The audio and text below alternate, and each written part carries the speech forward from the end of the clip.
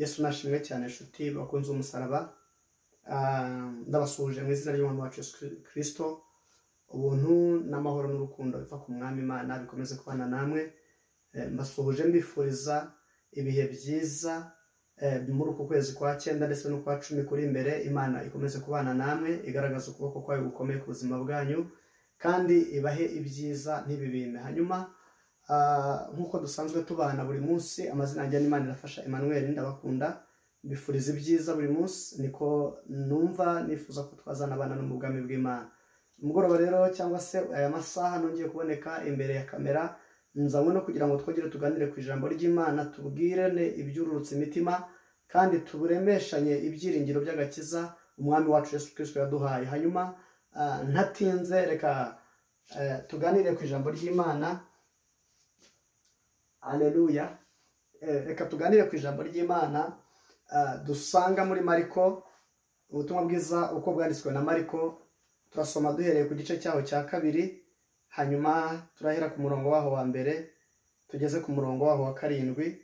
Imana ishimwe cyane. Reka dusome ijambo ry'Imana. Ijambo ry'Imana riravuze ngo, nuko hashize iminsi asubira i Kaperinawumu, bimenyekana yuko ari mu nzu, benshi bateraniraho buzura inzu, barenga no mu muryango. Nuko ababwira ijambo ry'Imana. Haza abantu 4 bahetse ikirema, ariko babuze uko bakimwegereza, kuko abantu bahuzuye, basambura hejuru y'inzu aharinganiye n'aho ari. Bamaze kuhapfumura, bamanuriramo ingobyi ihetswe n'icyo kirema. Haleluya. Yesu abonye kwizera kwabo, abwira ikirema ati, mwana wanjye, ibyaha byawe urabibabariwe. Ndasubiramo.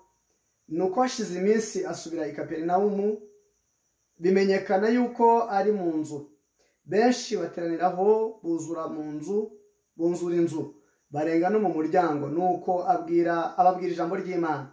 Haza abantu 4 bahetse ikirema, ariko babuze uko bakimwegereza, kuko abantu bahuzuye, basambura hejuru y'inzu aharinganiye n'aho ari. Bamaze kuhapfumura, bamanuriramo ingobyi ihetswemo icyo kirema. Yesu abonye kwizera kwabo, abwira ikirema ati, mwana wanjye, ibyaha byawe urabibabariwe. Nimwakire neza ijambo ry'Imana. 6 haravuze ngo, ariko hariho abanditsi bamwe bicayemo, biburanya mu mitima yabo bati, niki gitumye avuga atyo? Arigereranije. Ninde ushobora kubabarira ibyaha uretse Imana yonyine? Imana ishimwe cyane. Imana idufashe kandi tugirire neza. Haleluya, haleluya. Mbere yuko twinjira mu busobanuro bw'aya magambo, ndakwinginga cyane kugira ngo uhe umwanya ubuzima bwawe, uhe umwanya ijambo ry'Imana kuruta ibindi, kandi mu minsi yawe yose uzirikane neza imirimo Imana yakoze mu buzima bwawe. Nibwo utazigera ucibwa intege n'ibihe n'iminsi cyangwa n'ibindi bizaza bigana ubuzima bwawe. Imana ishimwe cyane. Reka tuganire kuri aya magambo y'Imana, hanyuma twumve icyo ijambo ry'Imana rishatse kuvugana n'ubuzima bwacu muri uyu mwanya. Rero umurimo wa Kristo ni uwo gukiza ubugingo mbere yuko akiza umubiri, kubera ko amaze kwitegereza kwizera ko abantu bazanye uyu mubembe, yafashe iya mbere aramubwira ngo, mwana wanjye, kwizera kwawe kuragukije, cyangwa se ibyaha byawe urabibabariwe. Imana ishimwe cyane. Igihe kimwe umugabo witwa Sanikarebu, umwami wa Ashuri, hasuzugura ubwoko bw'Imana, atuka izina ry'Imana, asuzugura abantu b'Imana. Mu Bami ba 2 igice cya 19 ku murongo wa 20, hanyuma tuhabona ko Yesaya mwene Amosi yazaniye Yezekiya ubutumwa buvuye ku Mana avuga ngo Uwiteka aravuze ngo kuko wamusabye kukurengera ku mwami wa Ashuri arabikwemereye, ku mwami Senakeribu arabikwemereye. Imana ishimwe. Hanyuma nyuma yuko umaze igihe kirekire urimo urasenga ndetse uri gusenga ariko ukaba utazi intambara uri kurwana, ukaba ufite ababembe bakurembeje bakuzengereje, ukaba ufite intambara zikuzengereje, ukaba ufite uburwayi ndetse bukuzengereje, ukaba ufite umaze igihe ushaka akazi byaranze, ariko uyu munsi ndakwinginze kugira ngo uzamure kwizera, hanyuma kwizera kwawe kukugeze aho Yesu yicaye, hanyuma Yesu akora igitangaza mu izina rya Yesu. Haleluya. Aho ngaho rero ngo Yezekiya ngo amaze kubwirwa cyo Imana imwemerera kumurengera ku mwami Senakeribu w'ingabo za Ashuri. Imana ishimwe cyane. Umwami wa Ashuri arakugenza, Satani arakugenza ku manywa na nijoro, arakurega ibirego ndetse aratuka izina ry'Imana mu buzima bwawe. Ariko uyu munsi kuko wizeye Imana yumve gusenga kwawe, maze iminsi usenga ubwira Imana ngo iguhe akazi, Imana ikumvire uyu munsi iguhe akazi kandi yumve gusenga kwawe ikurengere. Umaze iminsi uyisaba kukurengera, uyu munsi ibikwemerere, ikwemerere kukurengera. Wowe urimo umaze igihe kirekire mu gisasiro cy'uburwayi, Yesu akurengere uyu munsi, agukure muri icyo gisasiro cy'uburwayi kandi agukureho ububembe bwawe bwose. Indwara yitwa ibyaha niyo ndwara imunga ubuzima, yamara kumunga ubuzima bwo mu bugingo yarangiza ikamunga n'umubiri, intege nke zikaza mu mubiri w'umuntu. Rimwe na rimwe ugasanga umuntu aranarwara indwara zidashinga zidafite aho zituruka, ariko Yesu namara kukurengera izo zose ziburirwa irengero mu izina rya Yesu. Uko Yesu yagarutse i Kaperinawumu ariko agera mu mudugudu wawe, uko Yesu yavuganaga n'abera ariko yongera avugana n'ubuzima bwawe, uko Yesu yababariye umubembe ibyaha ariko ababarira ubuzima bwawe ibyaha, uko Yesu yamukijije umubembe akangiza agahaguruka agatahana uburiri bw'agataha, ariko Yesu yongera gukize uyu mugoroba. Imana ishimwe cyane. Twaganiraga ku magambo y'Imana, hanyuma nawe Imana ikugirire neza, kandi niwumva ijambo ry'Imana uyu munsi ntiwinagire umutima kuko ari wereziye. Imana ibamere umugisha. Ndabakunda cyane. Haleluya. Rero ijambo ry'Imana rivuze iki?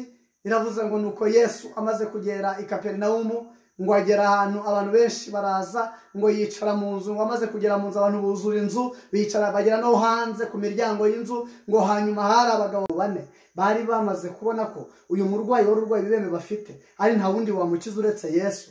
Bafata decision yo kumuzana, ngo babuze aho banyura, bahitamo gupfumura inzu, bamanurira umurwayi aho Yesu ari. Nanjye uyu mwanya ndakuzamuye ngo by'amasengesho, ndaguhetse kubwo kwizera ndetse n'ubwo bubembe bwawe, unyemerere uze wegera aho Yesu ari, hanyuma Yesu agukize, akuruhure iyo miruho, akuruhure ubwo bubembe. Ndakuzamura mu mbaraga z'amasengesho, ndakuzamura mu mbaraga z'amasengesho, ndagutereka aho Yesu ari mu izina rya Yesu.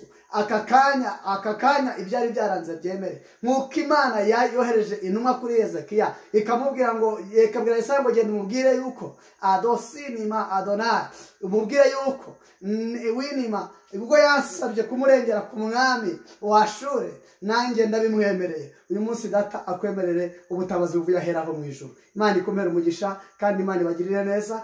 Reka dusenge Imana. Data twese Imana ihoraho, Imana yo kwizerwa no kwiringirwa, uri Imana ihoraho ibera hose icyarimwe. Nkweretse ubu bwoko buzamuye kwizera imbere yawe, ndabuteruye mu ngobyi y'amasengesho. Mwami mbuzanye imbere yawe abantu barigwaye, abihebye, abashonje, bambaye ubusa, babuze uko bagira, bafite agahinda, abatabyara, abafite intambara zo mu ngo. Mu izina rya Yesu abo bose mbashyize imbere yawe. Buri muntu wese n'ikibembe kimuremerereye, buri muntu wese n'uburwayi afite, unyemerere umaze kubakoraho, umaze kubakiza, witegereze kwizera k'umugaragu wawe, ubagirire neza kandi ubagirire neza, ubahe ubugingo kuko uri Imana ishobora byose. Namenye neza kubabarira, wangize ukabara n'ubugingo. Ubikorere kwiyubahisha nk'Imana, natwe tuzagushima iteka ryose kubw'imirimo n'ibitangaza wakoze.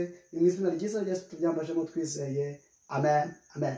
Imana ibahe umugisha, mugubwe neza. Ndabakunda cyane, mugire ijoro ryiza kandi mukomeze kurara murota ibyo mu ijuru. Kandi ijuru dutaha rirahari, ijuru dutaha rirahari, abazaritaha barahari. Ahubwo icyo biba nicyo uzasarura. Niwahitamo neza, niwemererwa uzakomanga uzakingurirwa, ariko niwanga kumvira uzahezwa hanze. kandi nta kabuza uzarimbuka, ariko niwemera ugakumvira uzarya ibyo kurya byo mu gihugu kandi uzahabwa ikamba ry'ubugingo Imana yasezeranyije abayikunda. Imana ibahe umugisha, ndabakunda cyane.